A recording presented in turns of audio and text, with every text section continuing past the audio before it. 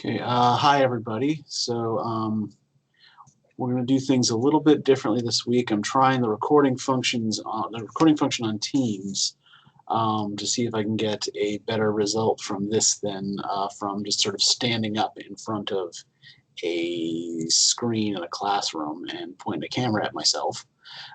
So this week we're going to be talking about historicism.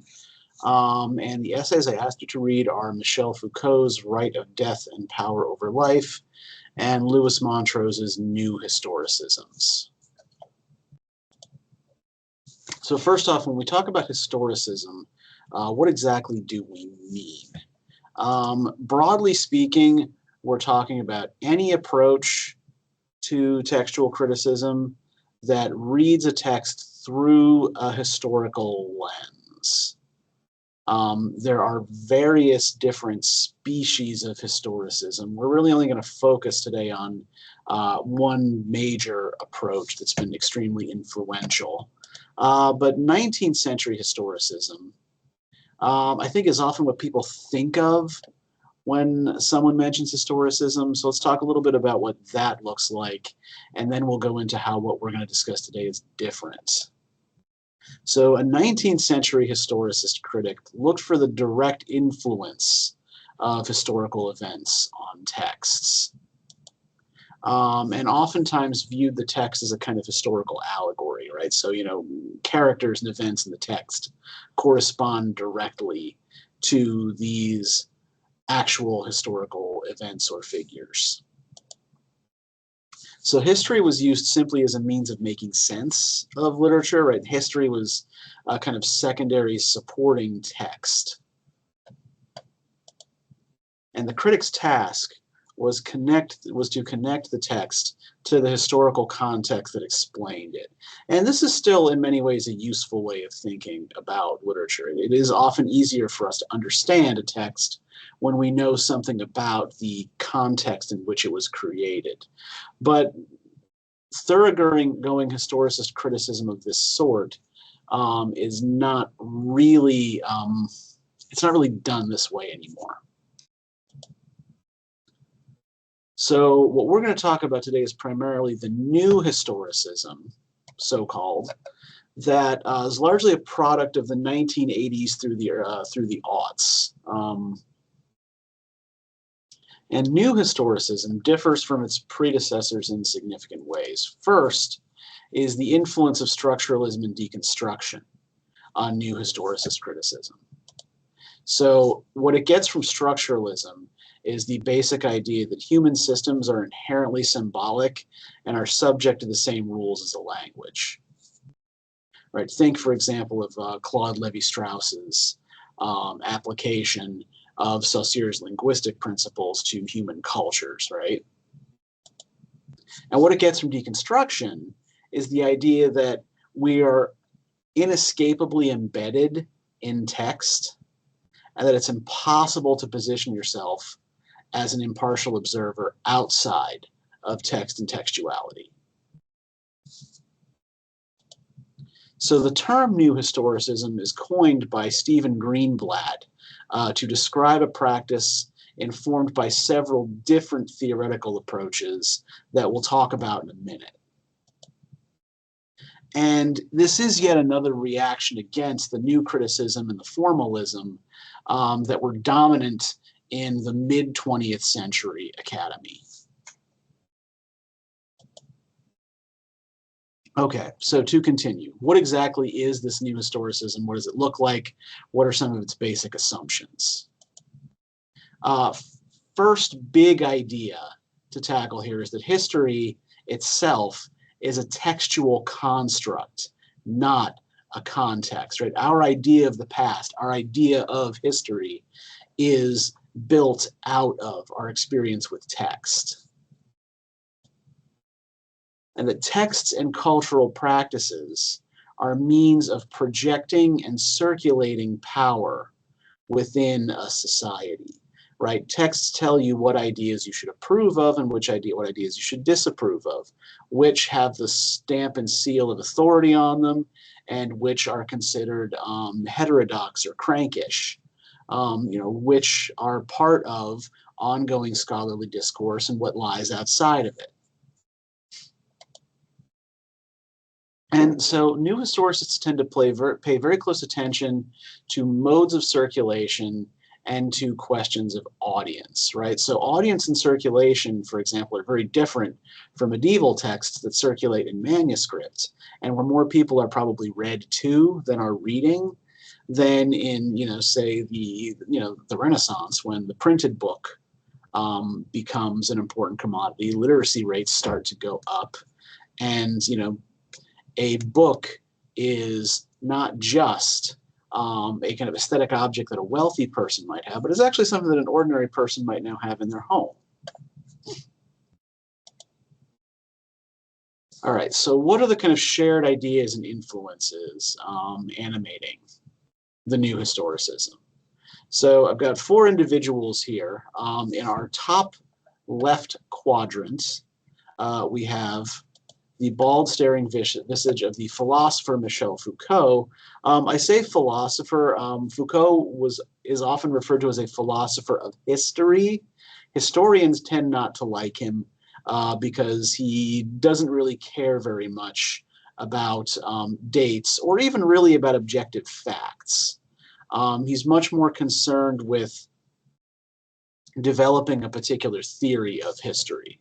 And the big idea of Foucault's that we're going to discuss is what he calls the episteme. Next to Foucault is the anthropologist Clifford Geertz, who wrote a very influential book in the 70s called The Interpretation of Cultures. And Geertz argues that cultures mediate conflict through symbols and through ritual reenactments. And the key term associated with Geertz's work is thick description. And we'll go back and explain what that means in a moment. Now, beneath Foucault is the historian Hayden White, whose concept of meta-history, again, something I'll explain in a moment, is a huge influence on new historicism as it develops. And finally, beside White, is the philosopher Michel de Certeau. And de Certeau argued that essentially a lot of his arguments are about the way knowledge is distributed, right? The structure of the academy and its disciplines determines both the generation of new knowledge and the distribution of existing knowledge and power within a society, right? So essentially, the way educational institutions and scholarly institutions are set up defines what kinds of new information gets created, what gets circulated, and how these relates to power within a society. All right, so let's start with this idea of the episteme. So literally, the word simply means knowledge in French. And it's a little bit similar to the Marxist concept of ideology, but there are some important distinctions that I think we need to hash out here. So an episteme refers to the all-consuming cultural, at least the way new historicists and Foucault use the term. It's the all-consuming cultural formation of knowledge generation and distribution in a particular era.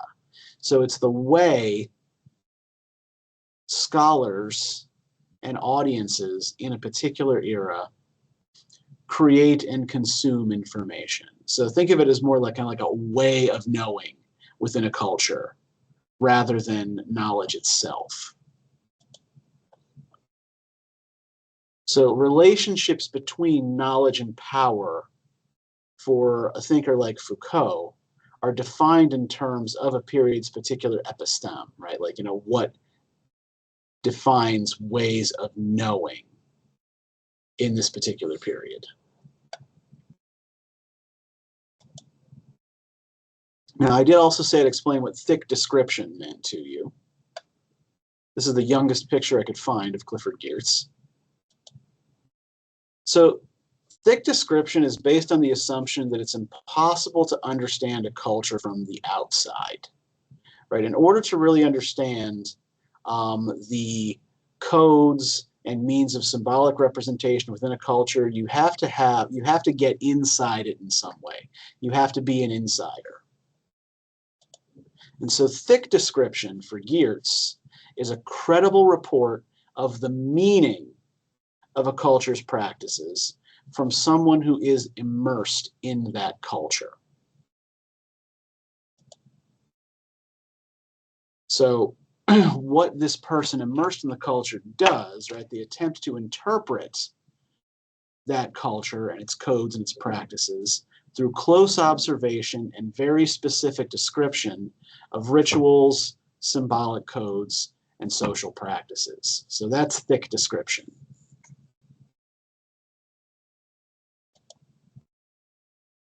Now, metahistory, the term associated with Hayden White. White is another figure.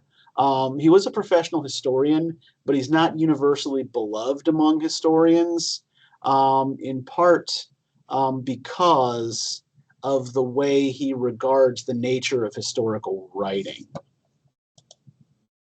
So White argues that history, as we experience it, is inescapably textual, right? So you can see a deconstructionist influence there, right?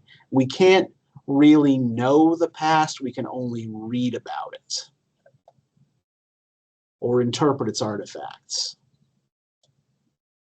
So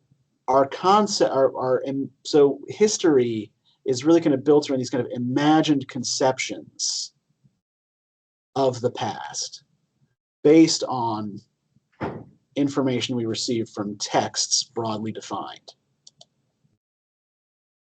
So writers of history, according to White, have to rely on the same tools that fiction writers use, right? They do things like choose perspective characters. They select events, make chronological arrangements. They use rhetorical figures in their writing, right? So the writing of history for White is really not that much different, formally speaking, from the writing of fiction. The difference, like in both cases, we're dealing with an imagined conception, right? It's just the relationship to reality is maybe a little bit different. That history, we tend to assume, has a stronger relationship to reality than fiction. But White is really less concerned with the reality represented by history than the methods by which that reality is represented. All right, so let's talk a little bit more about Michel Foucault, who is probably one of the big influences on the new historicism, though he's not himself a new historicist. So as I said, he's a French philosopher of history. A big part of Foucault's argument about history and why he wouldn't call himself a historian and why other historians won't call him a historian is he argues that we have no reliable means of knowing the lived experience of past humans, right? We can never really know for sure what it was like to live in the Roman Republic or in the English Renaissance. That human history is defined by epistemes, which we've already defined, which are created through discourse. So discourse for Foucault refers on the one hand to language about a given topic, but it's both a means of knowing, right? If you know in order to understand a topic, you have to know the discourse in that particular field. But it's also a means of oppression or repression, right? The determination by experts in a given field what constitutes legitimate discourse in that field. And it's governed by power relationships that are embedded in language and in social practices.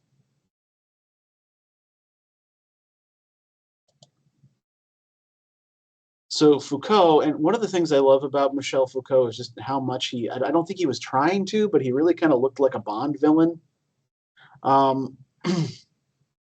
Two key concepts associated with this method are genealogy and archaeology.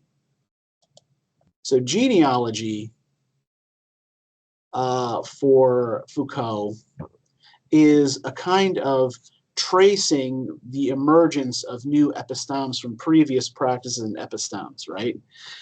So he believes that our idea of history, particularly as, a kind of chronological recording of dates and events, and this event causes this event, and this event causes this event, and so on and so forth. It's a kind of faulty logic there. The connections aren't real; they're imagined. So genealogy is an attempt to look at one episteme in the past and figure out how it's related to the previous episteme and how we can see the seeds of the next emerging within that new episteme. So this is a diachronic practice. You might remember when we talked about Saussure, we talked about diachronic and synchronic practices, right? So a diachronic practice here, we're trying to connect the textual and cultural practices of a particular period. And the term, basically the way that Foucault uses this term is derived from Friedrich Nietzsche. So archaeology, on the other hand, is about digging up epistemes from the past. And it looks for ruptures between the epistemes of past eras. And that is a synchronic practice, of looking kind of like between eras.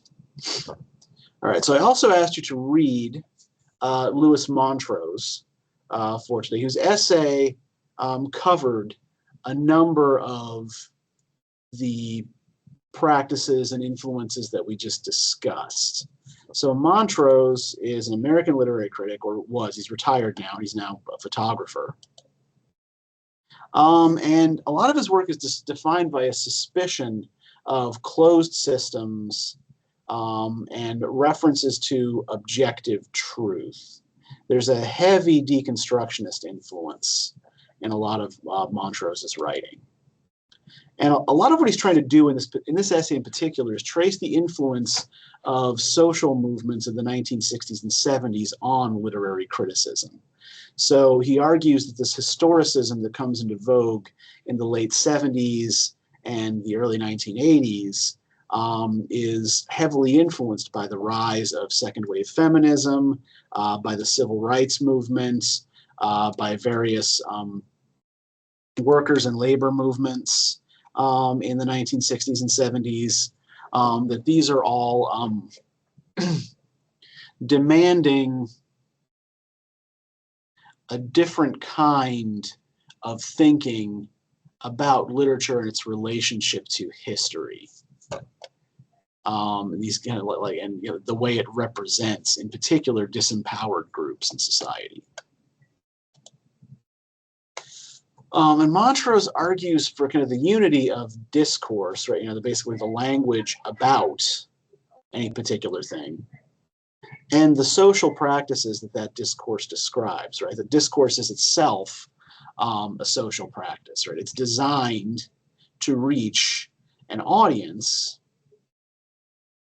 that turns the discourse into useful knowledge, information, and or power, right? So what I'd like you to do is read the Montrose essay on your own, right? We've already kind of hit some of the points he's going to cover, and I want you to think about what this style of literary criticism that Montrose is proposing here in the early 1990s, when the so-called new historicism is already a thing. And maybe on the discussion boards, see if you can tease out what the methodology he employs is here. Now, I'm also going to give you a quick example of how to do this kind of work, this kind of reading, or like some the sorts of things you would look at if you were trying to do this kind of reading. New historicism tends to be a very research-heavy mode of criticism.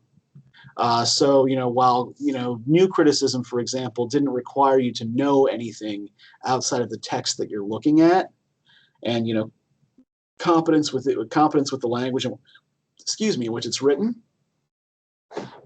new historicism actually kind of requires you to know a lot. In particular, to be familiar with a wide variety of texts, both literary and non-literary, and to see how they connect to each other in a kind of network, right? So because so many new historicists, for some reason, are Renaissance scholars, Montrose is a Renaissance scholar, Stephen Greenblatt was a Renaissance scholar, I'm going to take a widely studied Renaissance play, Christopher Marlowe's Tragical History of the Life and Death of Dr. Faustus, and we're going to look at some of the ways a new historicist might approach this particular text. So one thing we might look at is how this play relates to popular plays in the era that immediately preceded it, right? How does this Reformation era play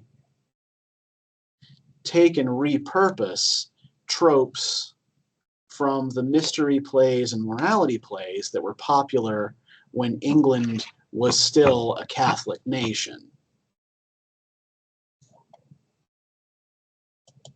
Another thing we might do is try to trace the epistemic break between the medieval scholasticism of Catholic Church philosophy, which is very much based on close reading of Scripture and reliance on biblical and past philosophical authority, particularly Aristotle, and Renaissance humanism, which breaks from, in particular, the reliance on authority and the potential of the human scholar through close study of the humanities to achieve incredible things, right? The idea of human,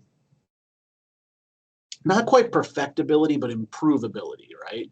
How these philosophical discourses battle back and forth in the play. Again, with, connections to relevant texts from the period. You might also, another thing you might look at in a similar vein is the way this play is written and performed at a time when the human conception of our place in the universe is changing. Thanks to the discovery of the Americas by at least the European discovered the Americas, right? There were already people who lived there who always known it was there. And the Copernican reshaping of our idea of the cosmos, right? That we are no longer living by the time Dr. Faustus is written in a geocentric system, right? Not that we ever did, but we realize by this time that the Earth and all the planets, the erring stars that Faustus refers to, revolve around the sun. So, how does this create space for a narrative about a magician trying to plumb the secrets of the cosmos while learning to control nature?